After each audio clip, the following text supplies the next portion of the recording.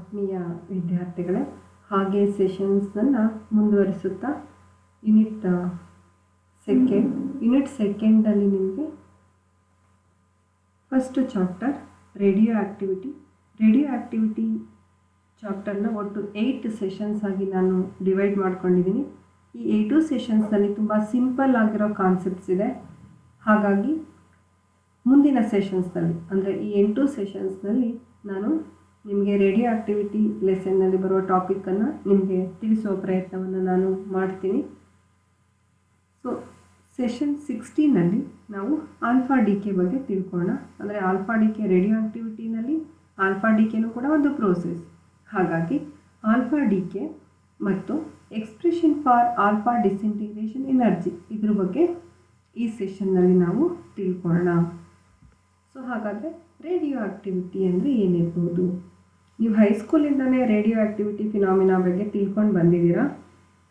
ಹಾಗಾಗಿ radio activity ಫಿನಾಮಿನಾನ henry ಬೆಕ್ವೆರೆಲ್ ಅವರು Discover ಮಾಡ್ತಾರೆ.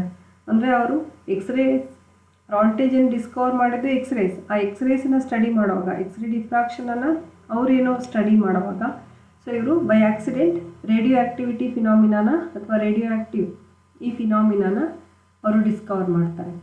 ಹಾಗೆ ಮುಂದೆ ಬರ್ತಾ ಹೆನ್ರಿ ಬೆಕ್ವೆರೆಲ್ ಅವರು ಈ ಫಿನಾಮಿನಾನ ಅವರು ಡಿಸ್ಕವರ್ ಮಾಡಿದ್ರು.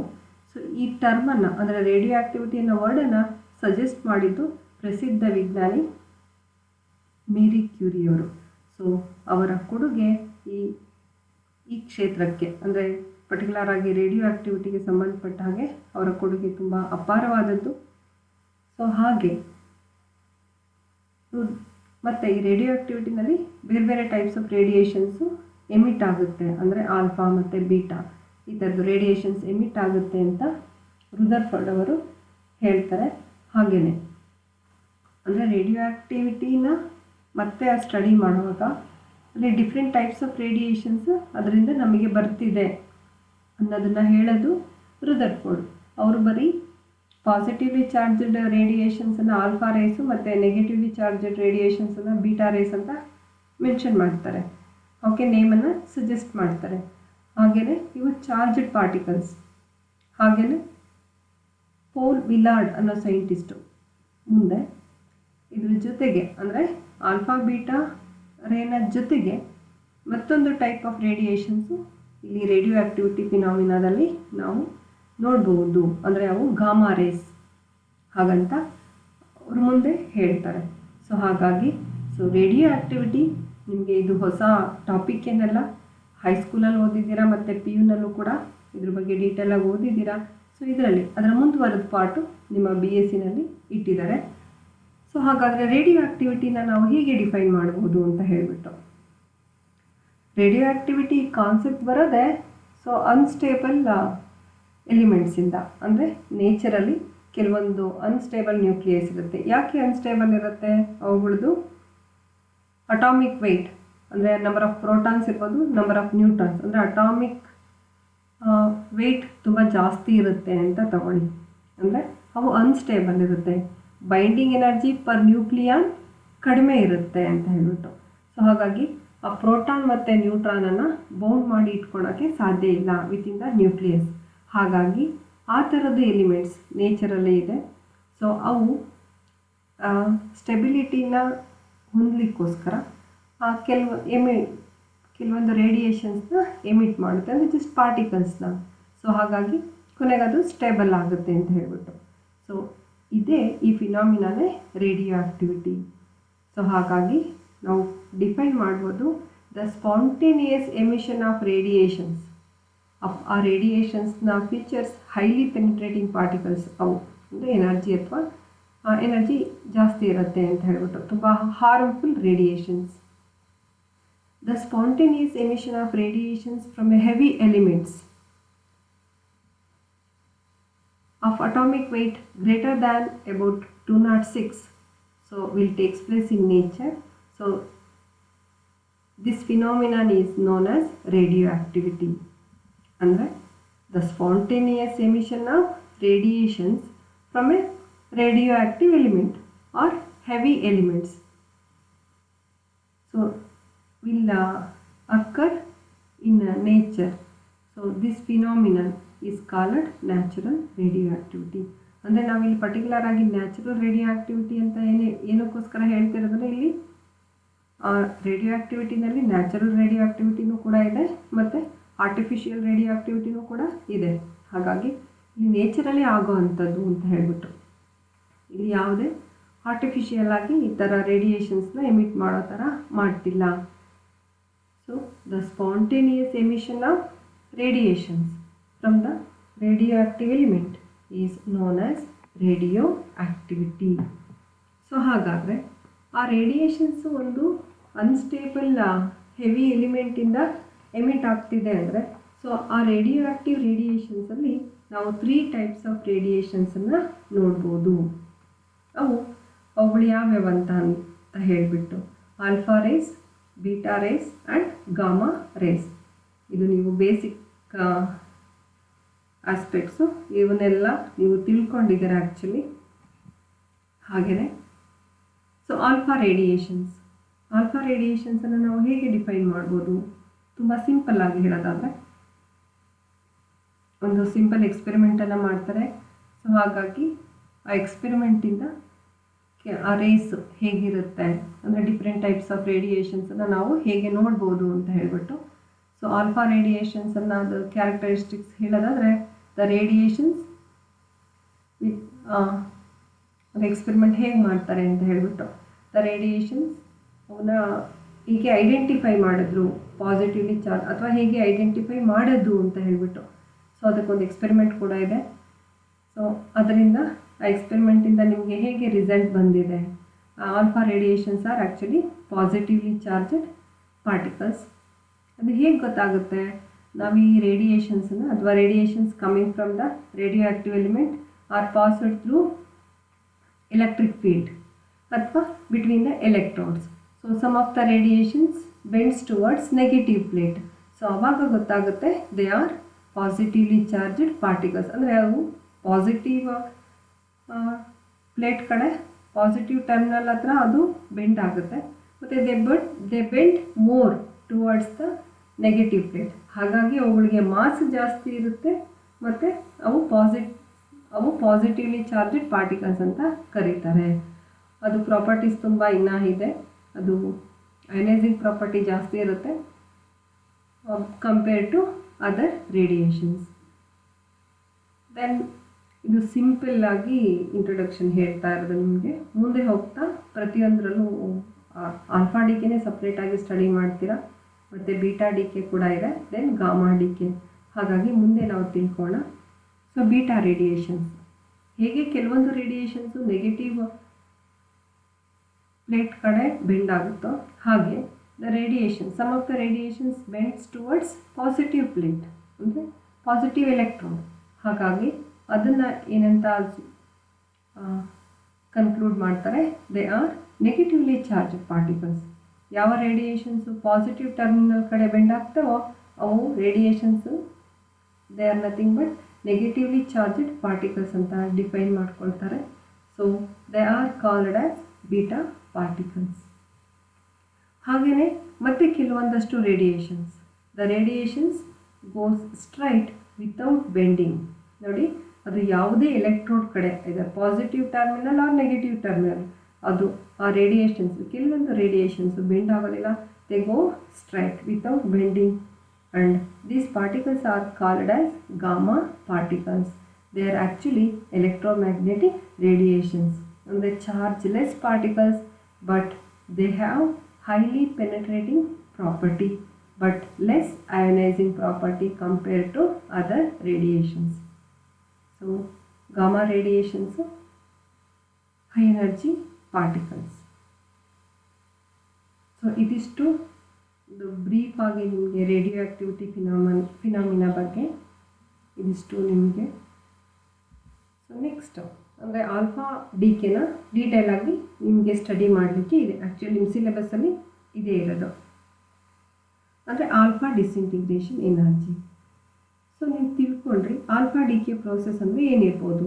The spontaneous emission of alpha particles from the radioactive element is known as alpha decay. So alpha decay ಪ್ರೋಸೆಸ್ಸನ್ನು ನಾವು ಹೇಗೆ ಡಿಫೈನ್ ಮಾಡ್ಬೋದು? ಸೊ ಕಂಟಿನ್ಯೂಯಸ್ ಆಗಿ ಅಥವಾ ಸ್ಪಾಂಟೇನಿಯಸ್ ಆಗಿ ಅನ್ಸ್ಟೇಬಲ್ ಎಲಿಮೆಂಟಿಂದ ನೇಚರಲ್ಲಿ ಆಲ್ಫಾ ಪಾರ್ಟಿಕಲ್ಸು ಎಮಿಟ್ ಆಗೋ ಒಂದು ಫಿನಾಮಿನಾನೇ ಆಲ್ಫಾ ಡಿ ಕೆ ಅಂತ ನಾವು ಹೇಳ್ಬೋದು. So alpha decay process ನಮಗೆ ರೇಡಿಯೋ ಆ್ಯಕ್ಟಿವ್ ಎಲಿಮೆಂಟಿಂದ, ಅಂದರೆ ಯಾವುದು ಕೆಲವೊಂದು ರೇಡಿಯೇಷನ್ಸ್ನ, ಅಂದರೆ ಅನ್ಸ್ಟೇಬಲ್ ಎಲಿಮೆಂಟು ರೇಡಿಯೇಷನ್ಸ್ನ ಕಂಟಿನ್ಯೂಸ್ ಆಗಿ ಎಮಿಟ್ ಮಾಡ್ತಿರ್ತಾವೋ ಅವುಗಳನ್ನ ರೇಡಿಯೋ ಆ್ಯಕ್ಟಿವ್ ಎಲಿಮೆಂಟ್ಸ್ ಅಂತ ಕರೆದಿದ್ದಾರೆ. ಸೊ ಹಾಗಾದರೆ alpha D K is nothing but is a process in which alpha particles are continuously ejected from the nucleus. ಇಲ್ಲೂ ಕೂಡ ಪರ್ಟಿಕ್ಯುಲರ್ ಆಗಿ ನ್ಯೂಕ್ಲಿಯಸ್ ಇಂದಾನೆ ಅದು ಎಮಿಟ್ ಆಗೋದು, nucleus of the radioactive element. And this phenomenon is known as alpha decay. ಹಾಗಾದರೆ ನಾವು ಈಕ್ವೇಷನಲ್ಲಿ ಹೇಗೆ ರೆಪ್ರೆಸೆಂಟ್ ಮಾಡೋದು ಆಲ್ಫಾ ಡಿ ಕೆನ? ಫಾರ್ ಎಕ್ಸಾಂಪಲ್ ನೋಡಿ, ಇಲ್ಲಿ ಒಂದು ಈಕ್ವೇಷನ್ ಕೊಟ್ಟಿದ್ದಾರೆ ಅಂತ ನೋಡೋಣ. So X Z A, here X represents an element, ಅಂದರೆ ರೇಡಿಯೋ ಆ್ಯಕ್ಟಿವ್ ಎಲಿಮೆಂಟ್. ಯಾವುದೇ ಒಂದು ಎಲಿಮೆಂಟ್, ಯೂಶಲಿ ಒಂದು ಎಲಿಮೆಂಟ್ನ ರೆಪ್ರೆಸೆಂಟೇಷನ್ ಹೀಗೆ ಇರೋದು, X Z A. Here X represents name of the element, ಯಾವುದು ಎಲಿಮೆಂಟ್ ಅನ್ನೋದು ಹೇಳುತ್ತೆ. ದೆನ್ ಝಡ್ ಆ ಎಲಿಮೆಂಟಿನ ಅಟಾಮಿಕ್ ನಂಬರ್ ಆಗಿರುತ್ತೆ. ದೆನ್ ಎ ಈ ಪರ್ಟಿಕ್ಯುಲರ್ ಎಲಿಮೆಂಟಿನ ಮಾಸ್ ನಂಬರ್, ಅಂದರೆ sum of number of protons and neutrons, Z and A. So ಹಾಗಾದರೆ ಈ ಎಲಿಮೆಂಟ್ ರೇಡಿಯೋ ಆ್ಯಕ್ಟಿವ್ ಎಲಿಮೆಂಟ್ ಆಗಿದ್ದು ರೇಡಿಯೇಷನ್ಸನ್ನು ಎಮಿಟ್ ಮಾಡಿ ಸೊ ಒಂದು ನ್ಯೂ ಎಲಿಮೆಂಟು ಫಾರ್ಮ್ ಆಗುತ್ತೆ. ಹಾಗಾದರೆ ಇದು ಪರ್ಟಿಕ್ಯುಲರ್ ಆಗಿ ನಾವು ಆಲ್ಫಾ ಡಿ ಕೆನ ಸ್ಟಡಿ ಮಾಡ್ತಿರೋದು. ಸೊ ಆಲ್ಫಾ ಪಾರ್ಟಿಕಲ್ ಒಂದು ನ್ಯೂಕ್ಲಿಯಸ್ಸಿಂದ, ಹೆವಿ ನ್ಯೂಕ್ಲಿಯಸ್ಸಿಂದ ಎಮಿಟ್ ಆಗ್ತಿದೆ ಅಂದರೆ, ಸೊ ಹಾಗಾದರೆ ಅಲ್ಲಿ alpha particle is nothing but helium nucleus. ಅಂದರೆ 2 protons and 2 neutrons together form a alpha particle. So 2 protons 2 neutrons ಸೇರಿರೋ ಒಂದು ಅರೇಂಜ್ಮೆಂಟ್ನೇ ಆಲ್ಫಾ ಪಾರ್ಟಿಕಲ್ ಆಗಿರುತ್ತೆ. So that is nothing but helium nucleus. ಹಾಗಾಗಿ 2 protons, alpha particle is nothing but helium nucleus. ಅಂದರೆ ಅದರಲ್ಲಿ 2 protons ಇರುತ್ತೆ, 2 neutrons ಇರುತ್ತೆ.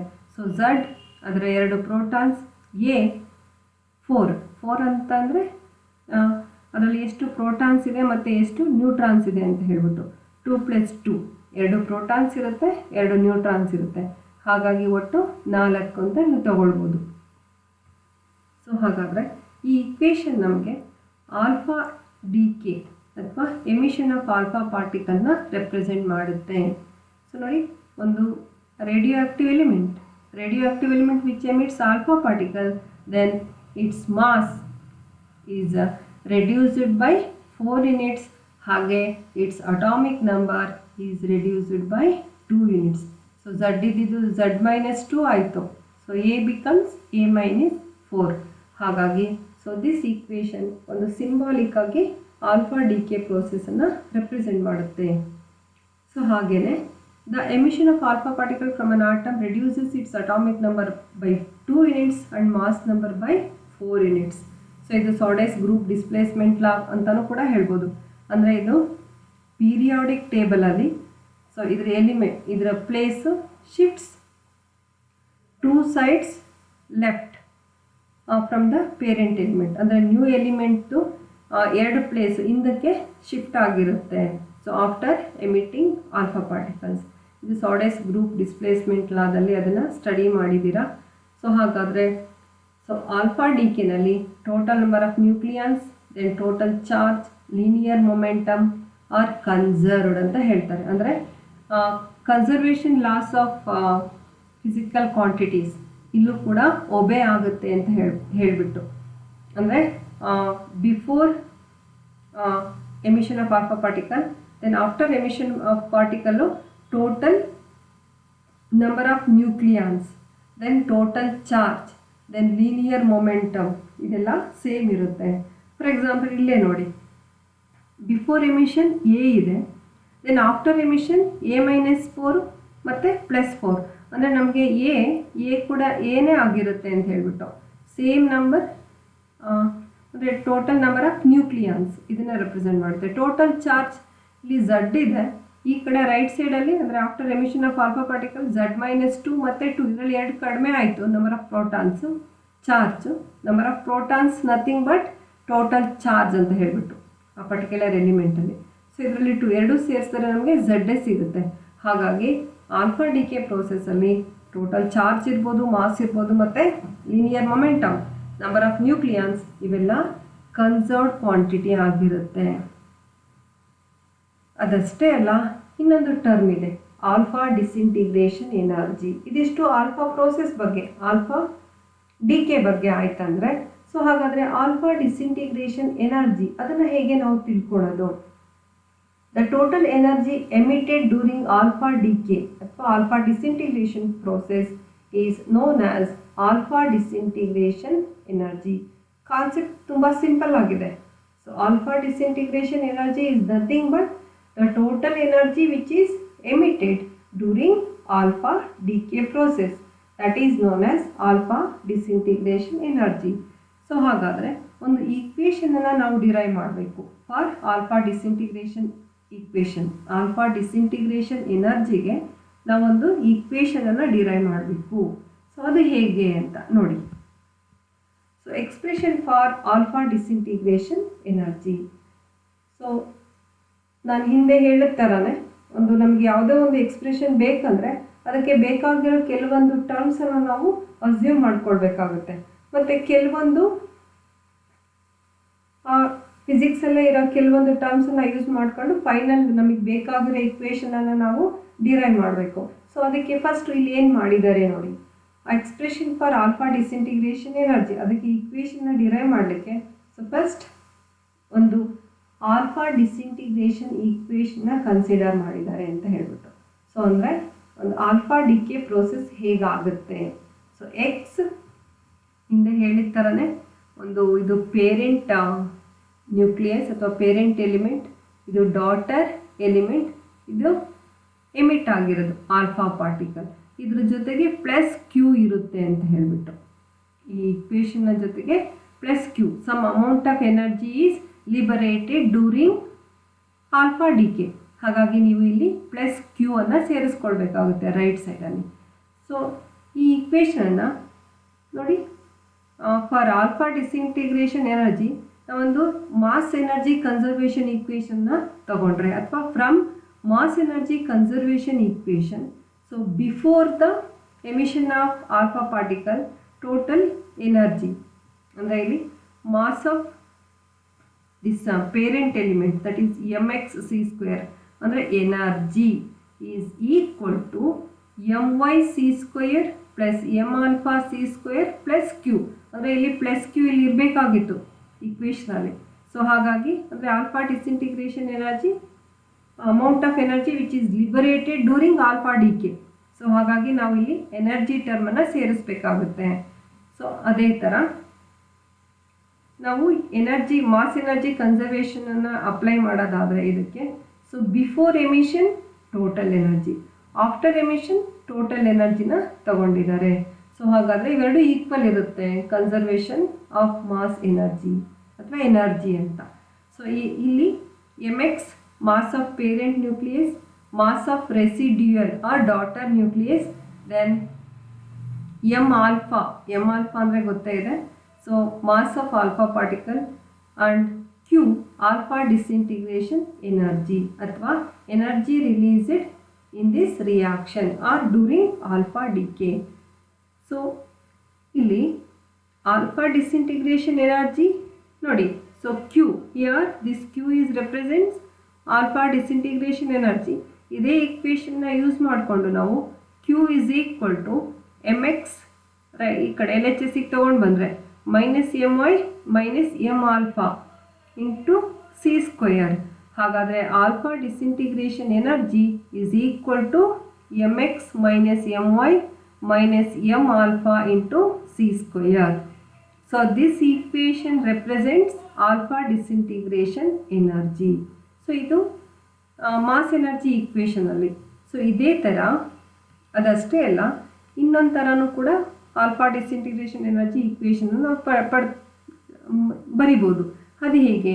At the time of decay of alpha particle the emitting nucleus is at rest with zero momentum.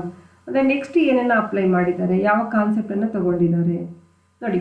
Total momentum ಅಂದರೆ ಇಲ್ಲಿ conservation of ಮೊಮೆಂಟಮನ್ನು ತಗೊಂಡ್ರು, ಅಲ್ಲಿ conservation of mass energy concept ತಗೊಂಡಿದ್ದಾಯಿತು. ಇಲ್ಲಿ conservation of total momentum linear ಮೊಮೆಂಟಮನ್ನು ತಗೊಳ್ಳೋಣ.